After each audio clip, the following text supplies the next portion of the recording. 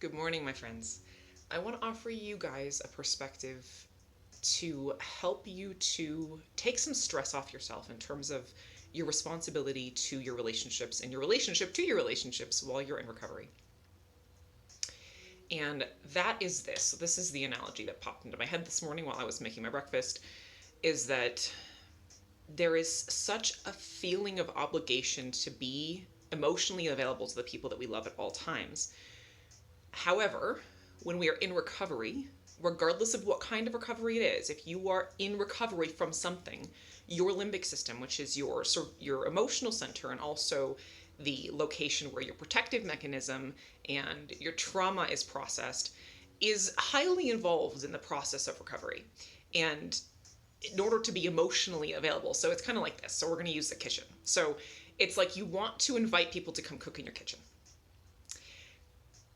But when you're in recovery, the kitchen, might spontaneously combust, or it might just turn off randomly while you're using it, and then you're left with either like a fire and all your food's on fire, or you're left with a kitchen that's not functioning while you are trying to cook in it. So those are, I think, what I'm saying that is the experience other people might have trying to connect with those of us who are in recovery. And while we want to be available, we haven't sorted through our own if we're in the process of healing, there's a lot of volatile things happening in our emotional center.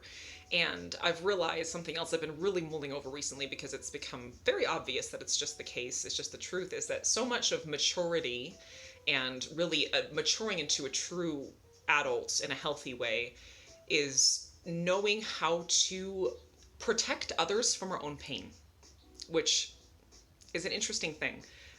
But nonetheless, this is part of the process of maturity. So being able to discern whether or not your kitchen is actually available for use in a way that is safe for someone else, and only being emotionally available if it is in that condition, is a big part of building and a new foundation for your relationships and restoring them. However, it's often seen as avoidance, and it's often felt as unwelcome by the other people. We can often be blamed or projected upon by the people we love when we're in recovery for not being more available to them. And that's something where maybe perhaps you want to show them this video or explain to them that this is what's happening, that when you are in this place of really needing to work on your own things and get your own self ironed out and get your own emotions and your own interior world structured and healed and calmed to the degree that it's a safe place for someone else to come to. In the meantime, being very specific about only spending time with people when you know you have that ability for the kitchen to work for some period of time without it just going haywire in some kind of crazy way is actually the most loving thing to do for that person and for you, because that's the only way we can really build trust. We have to work on ourselves first and build that stability, feel confident in our ability to give something to somebody else emotionally, and offer when we know we have that, so that we're not offering them a kitchen that might just set on fire randomly at some point without warning, because that's not going to create safety and trust, and that's not what they're looking for. And again, the scientific understanding here is that your limbic system is your emotional center, and it is very tied into your healing, regardless of what you're recovering from, if you're in the process of recovery, period, from anything. So in this, in terms for you, what this means is being patient and realizing that, accepting that that is the way it is. And I think that I know that that is something that can take time for us to accept as people in recovery, because we can want very much to be able to continue to connect, on a deeper level with our partners or our children or our friends. And there are periods of time where you really just have to buckle in and put your head down and get the work done, so you can get out the other side and actually have that kitchen up and running, so people can come and go and cook as they please. And you have that natural flow of relationships. And that is what will happen as you heal and you really get that stable function going. You're going to be able to be emotionally available at the drop of a hat, in a healthy way, obviously with healthy boundaries, but in a normal way. It's going to come in time. And trying to pretend that you have that function when you don't yet is only going to delay it coming. So I just want to offer this, because it's something that, especially with well, honestly, I think probably with addiction as well, but with limbic impairment, especially, that's what I work with the most. there's usually some codependent patterns mixed in there for most people. There are, and there is also inherently, if we need to recover, there's a lack of connection to self and a lack of connection to the divine.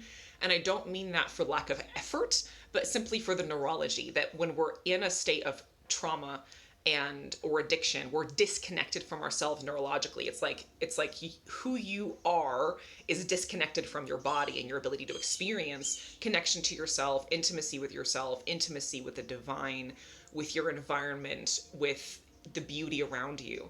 And that's the first connection that needs to be established before we can have a healthy connection to others.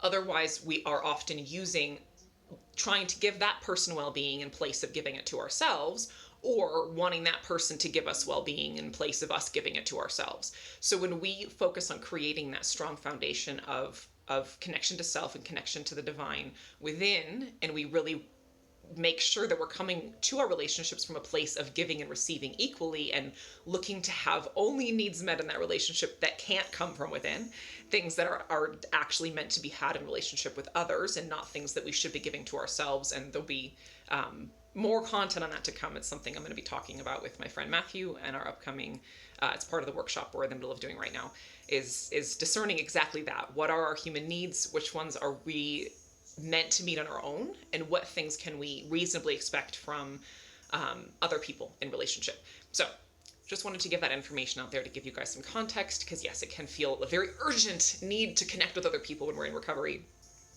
because we don't have that connection with ourselves. And it's just a difficult process. We want to connect, but a lot of times it simply doesn't work because we aren't connected to ourselves enough for that connection to be stable, healthy, lasting, and safe for both individuals. So much love to you, my friends. It is definitely,